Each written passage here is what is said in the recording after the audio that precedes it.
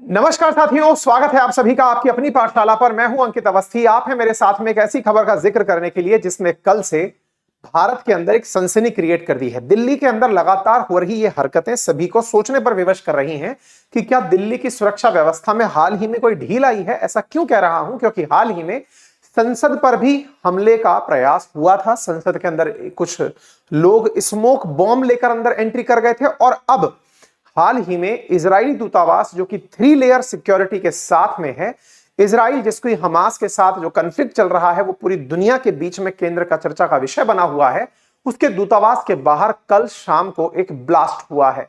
हालांकि यह ब्लास्ट किसी को हताहत करने लायक काबिलियत वाला नहीं था, ना ही इसकी वजह से कोई नुकसान हुआ। बट अगेन, जिस प्रकार से स्मोक बॉम्ब ने सुर्खियां बटोरी थी, क्योंकि एक सिक्योरिटी को ब्रीच करने के लिए यह सवाल बड़ा है कि इजराइल के दूतावास के बिल्कुल नजदीक पहुंच करके कोई इजरायली झंडे में लपेटकर एक लेटर छोड़ जाता है और एक ब्लास्ट कर जाता है। यह खबर पूरी तरह मार्केट में सनसनी बनी हुई है। आप सभी को यह मालूम होगा कि इस समय इजराइल का हमास के साथ जो कॉन्फ्लिक्ट है, जिसके चलते एंटी इजराइल सेंटीमेंट्स दुनिया भर में देखे जा रहे हैं। फिर चाहे अमेरिका हो, वेस्टर्न वर्ल्ड हो, सभी जगह इजरायलियों को या इजराइल के हितों को नुकसान पहुंचाने का प्रयास किया जा रहा है। हाल ही में ऐसा वाकया चाइना में भी देखने को मिला है और इजराइल से संबंधित जो भी ट्रेड रूट्स हैं उन्हें भी अब टारगेट किया जा रहा है। हाल ही में रेड सी के अंदर हुए भारतीय जहाजों पर हमले का भी हमने आपके साथ जिक्र किया था, लेकिन इसी बीच में कल शाम को हुई घटना लगभग 5:15 बजे, इसने देश का ध्यान अपनी तरफ आकर्षित किया है कि इजरायली दूतावास के बाहर जो हाल ही में हमला हुआ है, इससे क्या देश की सुरक्षा व्यवस्था पर प्रश्न खड़े नहीं हो जाते। सारी बातें विस्तार से आपको बताएंगे, लेकिन इससे पहले एक क्विक अपडेट जान लीजिए। और क्विक अपडेट यह है कि आप में से यदि कोई भी साथी अपनी पाठशाला टीम के साथ, जिनका डेमो लगातार आपके लिए चलाया जा रहा है इसी चैनल पर, आपके इस सेशन के बाद इवनिंग में लगातार 7 दिनों तक, यदि आप में से कोई भी साथी RAS प्री प्लस मेंस का कंप्लीट बैच या UPPCS प्री प्लस मेंस का कंप्लीट बैच लेना चाहता है, तो आप इन डेमोज को देखें और ऐप पर जाकर के बोर्ड से होने वाली क्लासेस का संपूर्ण लाभ लें। मात्र 7500 रुपए के अंदर कंप्लीट 1 साल की वैलिडिटी के साथ live classes plus recorded classes, यानी कि जो चली गई वो क्लासेस भी आपको देखने को मिलेंगी। साथ ही साथ यदि आप अपने घर पर हमारा हैंड रिटन नोट्स मंगाना चाहते हैं तो आप मात्र 1999 में इन 4 सब्जेक्ट्स के 3000 पेजेस के हैंड रिटन नोट्स, जो मेरे अपने नोट्स हैं, आप उन्हें घर पर मंगा सकते हैं। इसी प्रकार से RAS के लिए कंप्लीट हैंड रिटन नोट्स का पैकेज हम आप लोगों को 4500 रुपीज में घर पर डिलीवर कर रहे हैं। अधिक जानकारी के लिए आप सुबह से लेकर सुबह 10 से शाम 6 के बीच में इन नंबर्स पर कॉल कर सकते हैं। खबर कुछ यूं है कि इजराइल हमास के बीच चल रहा जो कॉन्फ्लिक्ट है, उसमें इजरायली एम्बेसी इंडिया में एक एब्यूसिव लेटर रख करके कि भाई एम्बेसी के बाहर एक पत्र लिखा जिसमें कि इजराइल को धमकाते हुए बातें लिखी गई और ऐसी स्थिति में एक ब्लास्ट कर दिया गया, जिसके बाद में आप ये जो यहां पर देख रहे हैं भीड़ यहां पर जमा है इजरायली एम्बेसी के बाहर, पुलिस की व्यवस्था यहां पर आई हुई है देखने के लिए, क्योंकि जो लेटर प्राप्त हुआ है उसमें इजराइल का गाजा पर हमला, उसका बदला और सर अल्लाह रेजिस्टेंट नाम के ग्रुप का नाम मेंशन किया गया है। हालांकि इसके बारे में ज्यादा जानकारी अभी तक बाहर नहीं आई है कि उस लेटर में क्या लिखा है, लेकिन स्पेशल सेल समेत यहां पर बम निरोधक दस्ता पहुंच चुका है। इजरायली दूतावास के आसपास के क्षेत्रों में अब पूरी तरह से जांच पड़ताल की जा रही है, लेकिन यह खबर पूरी दुनिया के अंदर बड़ी सुर्खी बनकर आ चुकी है। इस एम्बेसी के बाहर हुआ हमला ये किसी को हताहत तो नहीं किया, लेकिन प्रश्न बहुत सारे खड़े कर गया, और वो ये है कि दिल्ली के जिस क्षेत्र में चाणक्यपुरी में बहुत सारी एम्बेसीज हैं, दूतावास हैं, जहां इजरायली दूत बनायर गिलोन भारत में रहते हैं, भारत के साथ, भारत की सरकार के साथ इजराइल की बातों को साझा करते हैं, उनकी एम्बेसी के बाहर इस प्रकार का हमला होना ये अपने आप में सुरक्षा व्यवस्था को लेकर बड़े प्रश्न खड़े करता है। हालांकि एम्बेसी के प्रवक्ता की तरफ से कहा गया कि इनका स्टाफ पूरी तरह सुरक्षित है। घटना के बारे में जिक्र पता चला, एक छोटा सा धमाका था, 3-4 लोगों को पता चला, लेकिन सिक्योरिटी टीम अभी इस विषय पर जांच कर रही है। ये इनकी डेप्यूटी चीफ हैं इजरायली एम्बेसी के अंदर, ओहाद नकाश, इन्होंने अपने लेवल पर यह जानकारी अपडेट करते हुए दी। क्या यह पहला मौका है इस प्रकार की घटना का? नहीं, इससे पहले भी भारत में इजरायली दूतावास को टारगेट किया गया है।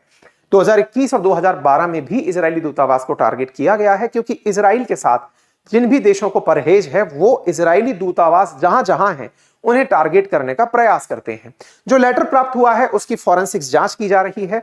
इस हाई सिक्योरिटी क्षेत्र में कोई व्यक्ति पहुंच कैसे गया, इस बारे में भी सुरक्षा व्यवस्था की चेक किया जा रहा है।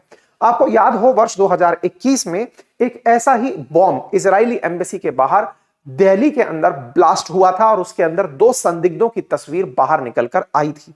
ठीक इसी प्रकार से वर्ष 2012 में न्यू दिल्ली के अंदर इजरायली डिप्लोमेट की कार से किसी दूसरे की कार को टकराकर उसमें आग लगा दी गई थी।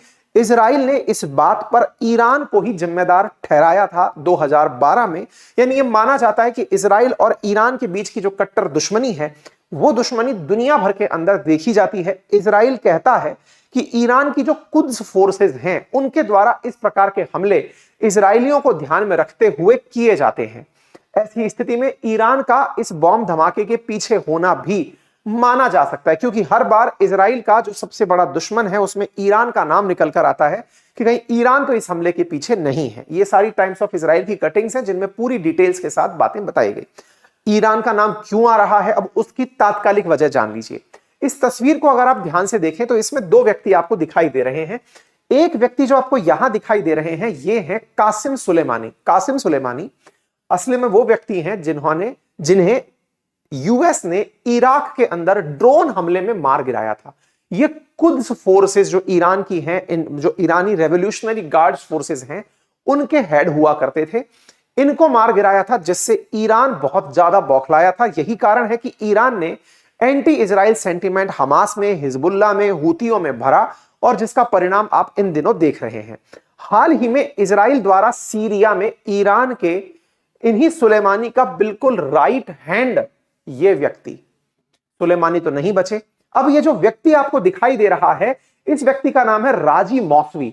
इस राजी मौसवी को सीरिया में टारगेट किया गया है। तस्वीरें याद हो तो ये सुलेमानी को अमेरिका ने इराक में मार गिराया था।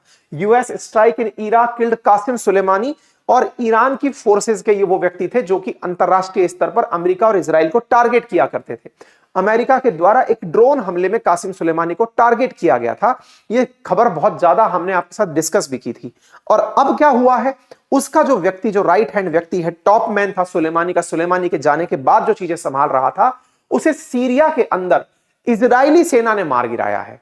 तो इसका मतलब सीधा है कि ईरान के भी जो लोग हैं जो इजराइल विरोधी मोर्चा चला रहे हैं उन्हें इजराइल भी ढूंढ ढूंढ कर टारगेट कर रहा है। तो उम्मीद की जा रही है या फिर इस तरह की आकांक्षाएं व्यक्त की जा रही हैं कि संभवतया कहीं ये तो नहीं कि इजराइल का बदला लेने के लिए ईरान एम्बेसीज को पहले चाइना में अब इंडिया में टारगेट करा रहा है। बात की जाए सिक्योरिटी की तो इजरायली जो दूतावास है भारत में वो 3 लेयर सिक्योरिटी में है, जिसमें पहली लेयर दिल्ली पुलिस की है, दूसरी लेयर सीआरपीएफ की है, तीसरी लेयर कमांडो की है, और उसके बाद अंदर की तरफ इजराइल की जो एम्बेसी है उसमें हाई टेक्नोलॉजी इजराइल खुद अपने लिए यूज करता है। इसके बाद में सीसीटीवी फुटेज वगैरह सब देखे जाने शुरू हो गए हैं। संदिग्धों की तलाश जारी की जा रही है। संसद पर जो संसद के कमांडो निगरानी करते हैं उन्हें यहां पर भेज दिया गया है इजरायली दूतावास की निगरानी के लिए। यह था अभी तक का अपडेट। अगर आपको यह जानकारी पसंद आई हो तो आप अपने साथियों के साथ साझा कर सकते हैं। साथ ही साथ इजराइल ने भारत में रह रहे इजरायली या यहूदी जो घूमने आए हुए हैं उन्हें एडवाइजरी जारी करते हुए कहा है कि वो अपनी ट्रैवल डिटेल्स किसी के साथ साझा ना करें, ऐसे कहीं पर भी क्षेत्र में ना जाएं जहां पर इजराइल विरोधी सेंटिमेंट्स हैं। अपनी जानकारी किसी के साथ साझा ना करते हुए अपनी सुरक्षा सुनिश्चित करें। इजराइल द्वारा यहूदियों के लिए, इजरायलियों के लिए इंडिया में एडवाइजरी जारी कर दी गई है। यही था अभी तक का अपडेट। और हां, आज शाम को इस चैनल पर लग रही जो लगातार डेमो क्लासेस हैं उन्हें जरूर देखें, और डेमो क्लासेस के बाद अपने लिए आरएएस और यूपीपीसीएस में जिस भी बैच में आपको एडमिशन लेना हो उसमें मात्र 7500 रुपए के अंदर पूरे साल भर का सब्सक्रिप्शन अचीव कर लें। और हाँ, इंटरेस्टिंग एक तथ्य और जान लें, और जानकारी ये है कि आप लोगों के लिए 1 तारीख से ये प्राइसेस दोबारा लौट कर नहीं आएंगी। फिलहाल के लिए इतना ही। अपना ख्याल रखें। धन्यवाद।